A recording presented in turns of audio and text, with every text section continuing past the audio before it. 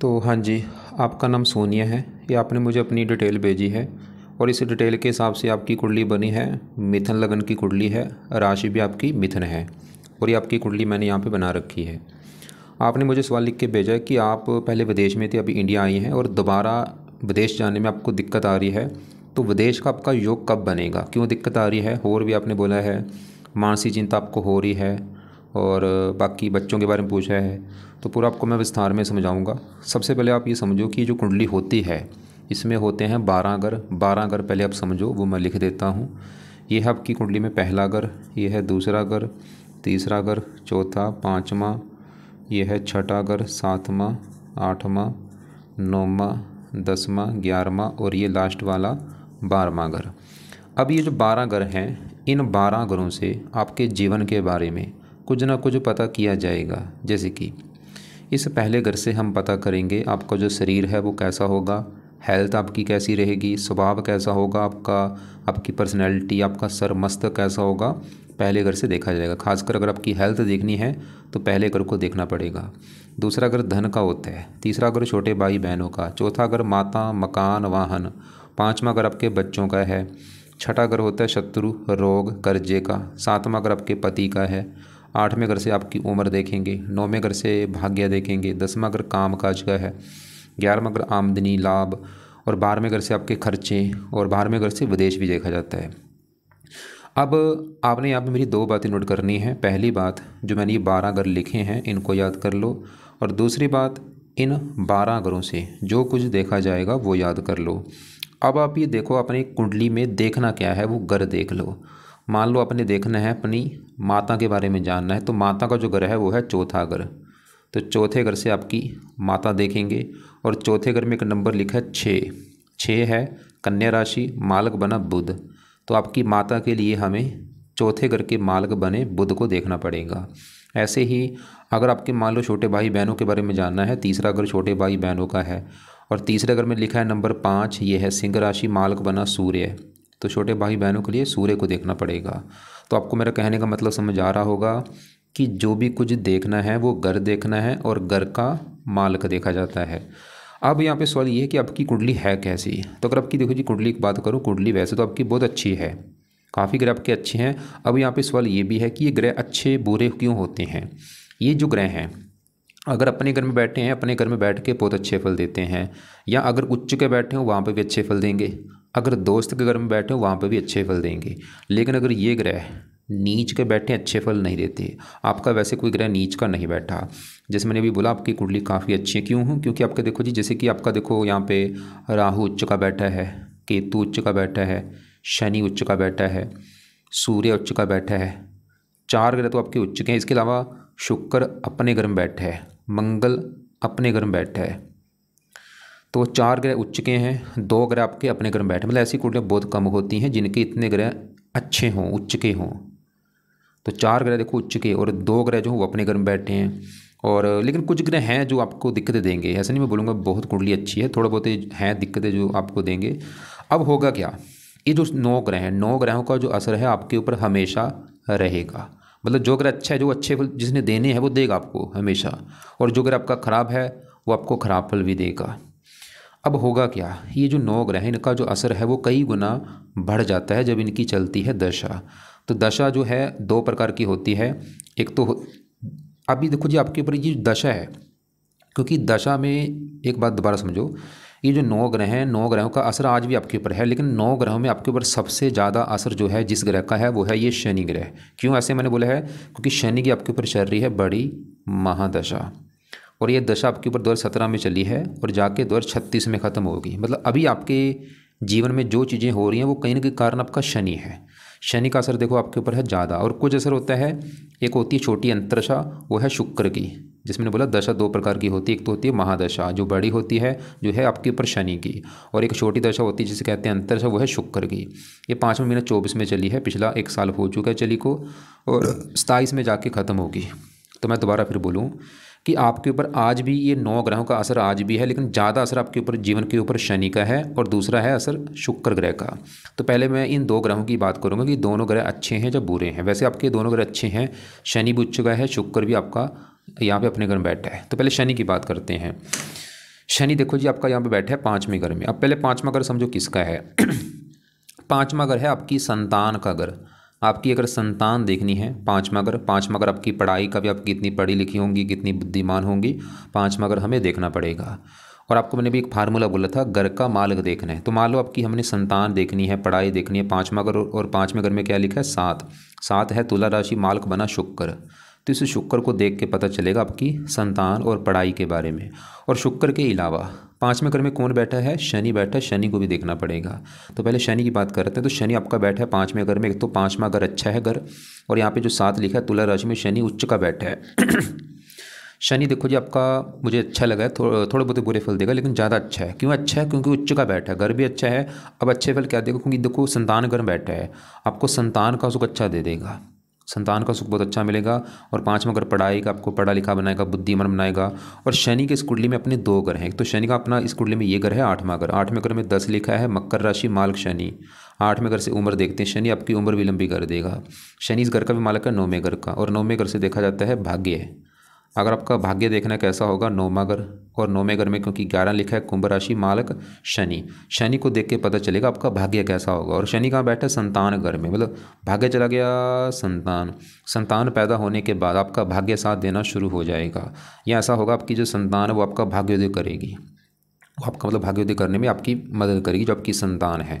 तो मतलब अभी जो शनि की दशा है ये आपका अच्छा है, ये आपकी संतान के लिए अच्छा है, पढ़ाई, बुद्धि, उम्र हो गया, भाग्य के लिए अच्छा है, और भी हज़ारों अच्छे फल देगा।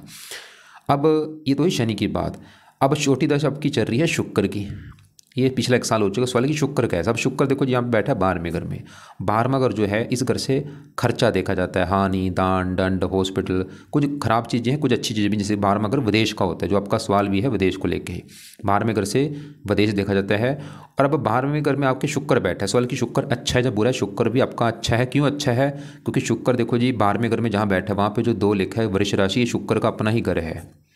मैंने आपको भी जैसे बोला था, ये जो ग्रह है अगर अपने घर में बैठे हैं अपने घर का अच्छा करते हैं।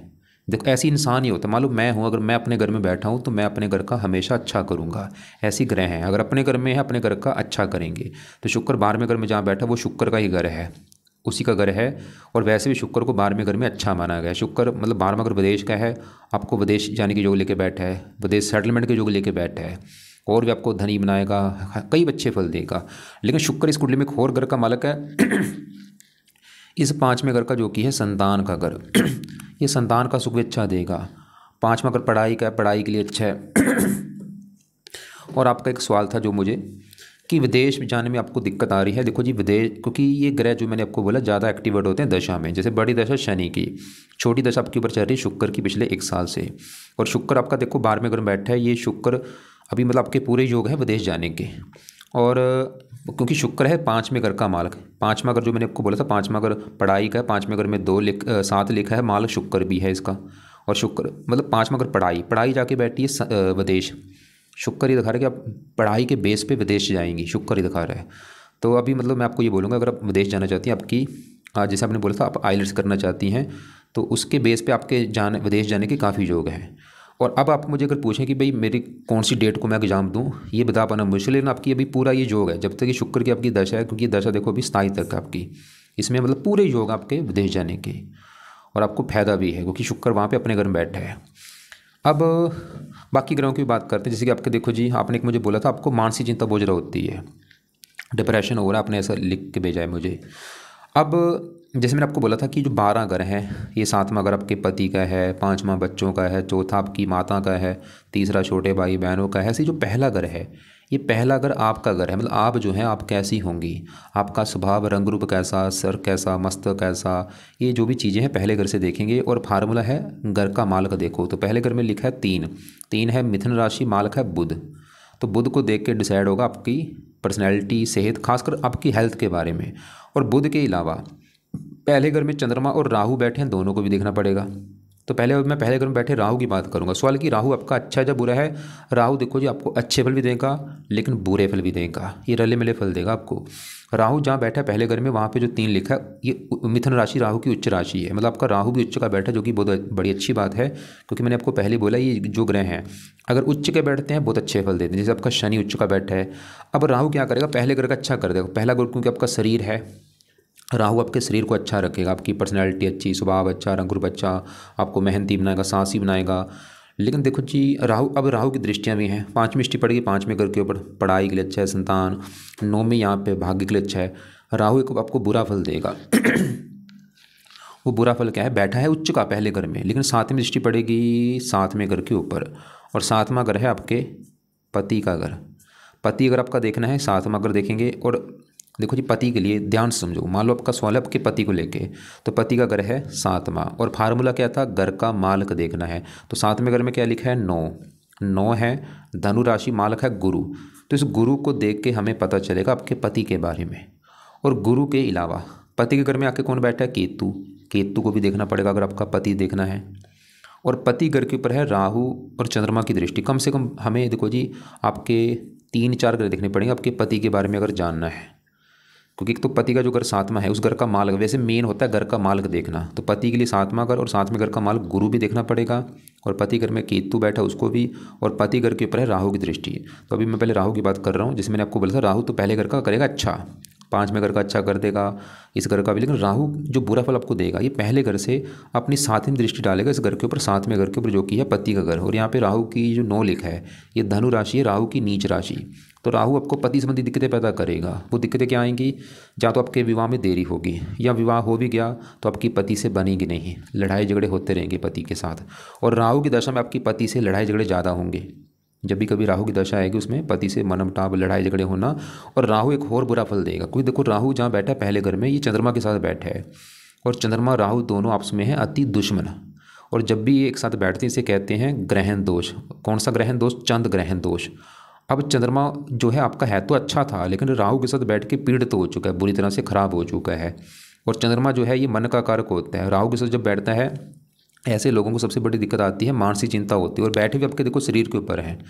जो आपका अगर सवाल है मुझे कि आपको अजीब सा डर लगता है, फोबिया है, जो भी है, मानसिक चिंता हो रही, कारण है ये चंद्रमा राहु की युति पहले घर में, क्योंकि मानसिक रोगी बनाते हैं पहले घर में बैठ के। और ये आपको ज़्यादा, आपकी हेल्थ ज़्यादा ख़राब कब करेंगे, जब कभी राहु की दशा आपकी चलेगी, मतलब राहु की दशा में मानसिक चिंता आपको बहुत ज़्यादा होगी, बहुत ज़्यादा आपको मानसिक चिंता होगी, हेल्थ आपकी ख़राब होगी, सर में दर्द होना, मस्तक में दर्द होना। अब राहु की पहले आपको मैं दशा दिखाता हूँ कब है, मतलब राहु का जो बुरा फल, एक तो राहु का बुरा फल आपके पति को लेके आएगा, पति से मनमुटाव होना या विवाह में देरी होना, और आपको मानसिक चिंता होना।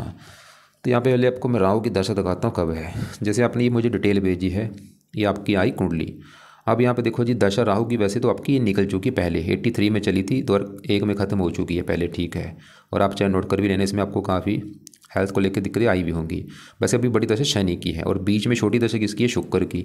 दोनों अच्छे हैं, लेकिन एक तीसरी दशा भी होती है, और तीसरी दशा आपकी चल रही है मंगल की। लेकिन मंगल के बाद देखो यहाँ पे एक तीसरी दशा आपकी आएगी राहु की। ये कब आएगी, तारीख लिख लो, 26/6/25, इसी महीने अभी शुरू होने वाली। देखो जो भी 26 तारीख आएगी, 26/6/25 में शुरू होगी, ख़त्म कब होगी, 16/12/25, मतलब अभी पूरे 6 महीने के लिए आपके ऊपर राहु की दशा, तीसरी दशा जो है आने वाली है। जैसे ये बड़ी दशा शनि की, छोटी दशा शुक्र की, और तीसरी दशा भी 26 तारीख को शुरू होगी राहु की, 6 महीने के लिए। और वो आपका समा बुरा समा होगा। किस मामले में बुरा समा होगा, हेल्थ भी आपकी ख़राब होगी, पति संबंधी भी दिक्कतें आएंगी, और भी लाइफ में स्ट्रगल बढ़ेगा, चिंता, रुकावटें, परेशानियाँ, दिक्कतें। लेकिन अगर आप चाहती कि भाई मैं ऐसा क्या करूँ ये राहु अच्छा हो जाए, और राहु को अगर अच्छा आप करती हैं, क्या फ़ायदा होगा, सबसे बड़ा फ़ायदा आपको जो मानसिक चिंता होती है वो नहीं होगी। अगर आपको गुस्सा आता नहीं आएगा, पति से लड़ाई झगड़े नहीं होंगे, और भी आपकी हेल्थ अच्छी होगी। तो राहु के अपने 3-4 जो उपाय हैं, पहला उपाय है आप राहु कवच का पाठ पढ़ा करो। दूसरा है राहु स्तोत्र का पाठ आपने पढ़ना है।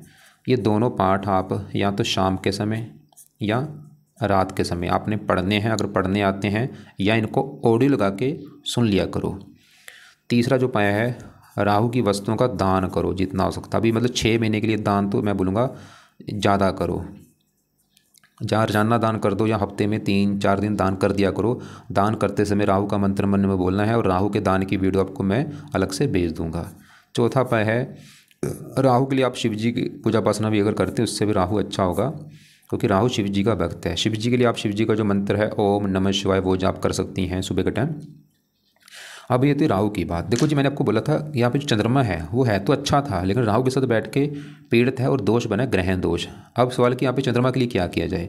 चंद्रमा के लिए एक आपने उपाय करना है, वो है आप चंद्रमा का जो मंत्र है ये आप सुबह के टाइम कम से कम 1 माला जरूर करो। और मंत्र है ओम सोम समाय नमः। अगर आपको लगता है कि भाई मैं मंत्र नहीं कर सकती, कोई बात नहीं, एक दूसरा पे है वो आप कर लेना, वो है चंद्रमा के भी जो देवता है वो है शिव जी। तो शिव जी की पूजा उपासना करो। अब देखो यहाँ पे शिव जी की पूजा उपासना से आपका राहु भी अच्छा हो रहा है और चंद्रमा भी अच्छा हो रहा है। तो शिव जी की पूजा उपासना अगर आप कर सकती हैं बहुत अच्छी बात होगी। शिव जी की पूजा उपासना में करना क्या है, सवाल ये है। शिव जी के लिए देखो जी बेस्ट तो है उसका जो मंत्र है ओम नमः शिवाय, वो आप जाप कर सकती हैं सुबह के टाइम। जल्दी उठ जाओ सुबह, अपना पूजा स्थान जो है आपका बैठ के वहाँ पे पूरी भावना से आंखें बंद करके ओम नमः शिवाय ये जाप कर लो, जहाँ माला से जप लो, जहाँ वैसे 10-20 मिनट जप लिया करो। और अभी ये जरूरी भी है क्योंकि राहु की जो दशा भी आएगी, दिक्कतें बढ़ेंगी आपकी लाइफ में। और राहु के जो रंग है नीला है, नीले कपड़े कम यूज़ करो। आपको मैंने भी बोला था पति, क्योंकि आपकी देखो जी कुंडली में जो नेगेटिव पॉइंट क्या है वो आपकी, वैसे तो आपको लाइफ में सभी सुख मिलेंगे लेकिन आपको पति संबंधी दिक्कतें जरूर आएंगी। उसके और भी कई कारण हैं, क्योंकि जो 7वां घर पति का घर है, पति के लिए मैंने बोला था 7वां घर, और 7वें घर में जो 9 लिखा है, क्योंकि घर का मालक देखना होता है। तो 7वें घर का जो मालक गुरु कहाँ बैठा है वो देखना है। पर गुरु आपका बैठा है यहाँ पे इस घर में, छठे घर में, ये खराब घर है, ये घर अच्छा नहीं जहाँ ये गुरु आके बैठा है। छठा घर होता है रोग, शत्रु, कर्जा, कोर्ट कचहरी।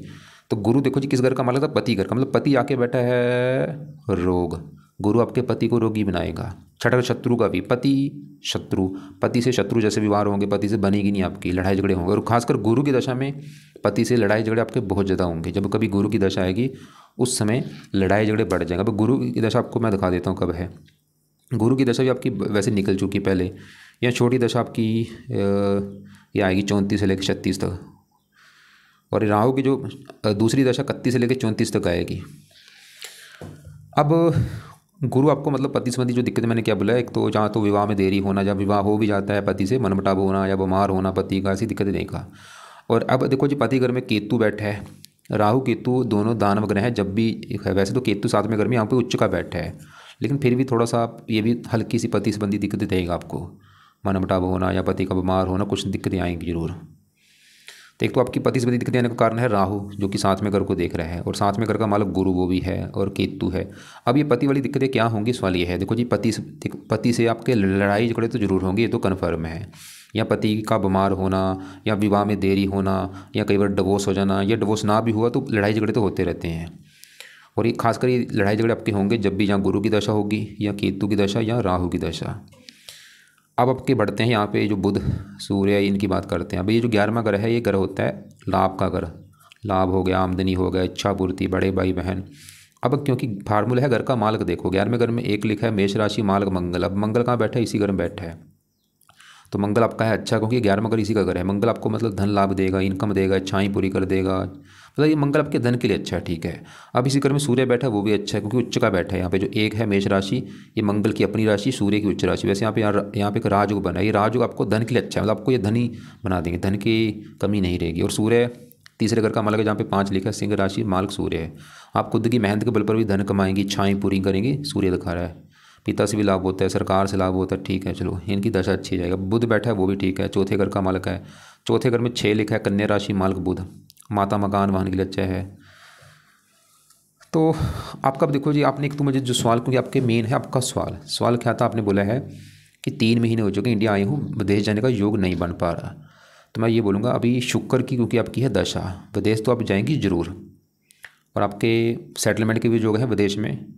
लेकिन जो आपकी रुकावट आ रही है उसके देखो जी, हो सकता कोई कारण और भी हो, कई कारण होते हैं, गोचर कई बार ऐसा होता है, या वर्षफल के हिसाब से भी दिक्कत आती है। और अगर अभी वैसे योग आपका पूरा है शुक्र की दशा में, अगर आपने जैसे बोला था मैंने आइलेट्स का एग्ज़ाम देना है, इसमें पूरे योग है आपके जाने के। बाकी बस कुंडली में नेगेटिव पॉइंट यही है कि जैसे मैंने बोला आपके विवाह में दिक्कत आने के कारण मुझे दिख रहे हैं कुंडली में। और आपकी जो मानसिक चिंता आपने बोला था हो रही है, वो कारण ये मैंने बोला है राहु चंद्रमा। और यहाँ पे देखो जी एक नेगेटिव पॉइंट ये है कि अभी जो दशा भी आपकी राहु की आने वाली 26 तारीख को, और ये 6 महीने की दशा आपकी जो चलेगी, इसमें दिक्कतें आपकी और भी कई गुना बढ़ जाएंगी। तो कुल मिला के बस आपको मैं ये बोलूँगा, कुछ आपने और भी उपाय करने, जैसे आपके ऊपर देखो जी आज इन ग्रहों में सबसे बड़ी दशा किसकी है, शनि की, जो कि है तो अच्छा, फिर भी आप शनि के उपाय में से आप उसके 1-2 उपाय जरूर करो, जिसमें से पहला उपाय है आप शनि मंदिर जाना शुरू कर दो। खासकर शनिवार के दिन शनि मंदिर जाओ, माथा टेक के आना है कि हे शनि देवता जी आपकी चल रही है मेरे ऊपर बड़ी महादशा, और मेरी लाइफ में ये जो दिक्कतें आ रही हैं वो मेरी दिक्कतें दूर हों, आपकी जो दशा मेरी अच्छी जाए। अपनी प्रार्थना बोलो वहाँ पे जाके। दूसरा उपाय आपने शनि के लिए करना है, शनि चालीसा का पाठ पढ़ा करो। और ये पाठ आपने पढ़ना है रात के समय, रोजाना पढ़ना है, या इसको ऑडियो लगा के सुन लिया करो। मंदिर तो आप चाहे शनिवार को जाओ, लेकिन पाठ आपने रोजाना पढ़ना है। एक आपके ऊपर देखो जी छोटी दशा है शुक्र की। शुक्र का भी आप हो सके तो सुबह या जब भी आपका टाइम लगता है एक माला इसका मंत्र करो आप। तो यहाँ पे मैं दोबारा एक बार रिपीट करूँ मैंने आपको क्या क्या बोला है। एक तो देखो यहाँ पे कुछ जो उपाय हैं ये कुछ सुबह हैं, जैसे सुबह के लिए आपने क्या करना है, चंद्रमा का जो मंत्र मैंने बोला है ये सुबह करना है। इसका फ़ायदा क्या होगा, क्यों बोला है, ताकि आपकी जो मानसिक चिंता आपको हो रही वो ना हो। और मंत्र है ओम सोम समाय नमः, ओम सोम समाय नमः। एक माला रोजाना सुबह के टाइम आपने करना है। और शिव जी का भी मंत्र आप एक माला कर सकती हैं, चाहे 2 माला कर लो, चाहे 10-20 मिनट बैठ के सुबह के टाइम ये जपना है आपने इसके, क्योंकि राहु भी अच्छा होगा, चंद्रमा भी अच्छा होगा। और रात के समय आप शनि चालीसा का पाठ रोजाना पढ़ना है या सुनना है। और राहु के जो पाठ मैंने बोले हैं दोनों, राहु कवच राहु स्रोत, 2-2 मिनट के पाठ हैं। इनको चाहे तो पढ़ लिया करो, चाहे सुना करो, शाम को या रात को, कम से कम 6 महीने के लिए, या जब तक आप विदेश में नहीं जा जाती। और एक आपको मैंने राहु का दान बोला है, ये दान के आपको मैं अभी वीडियो भेज देता हूँ, उसको आप देख लेना। और ये दान आप चाहे रोजाना करो या हफ्ते में 3-4 दिन कर दिया करो, और ये भी हो सके तो 6 महीने तक ज़रूर करो आप। और बाकी शिव जी की पूजा उपासना आपको मैंने बोली है, वो आप उसमें शिव जी की पूजा उपासना में और भी आप उनके मंदिर जा सकती हैं, शिव चालीसा पढ़ लो। वैसे उसका जो बेस्ट है उसका मंत्र आपको मैंने बोला वो ज़रूर करो। तो उम्मीद करता हूँ आपको जो मैंने समझाया है तो आप ऐसा करना। फिर भी आप को लग रहा है कि अभी भी कोई बात समझ नहीं लग रही है, कोई दिक्कत आपको कोई बात पूछनी है, आप मुझे कॉल करके पूछ लेना। कॉल करने से पहले एक बार आप मुझे मैसेज कर लेना।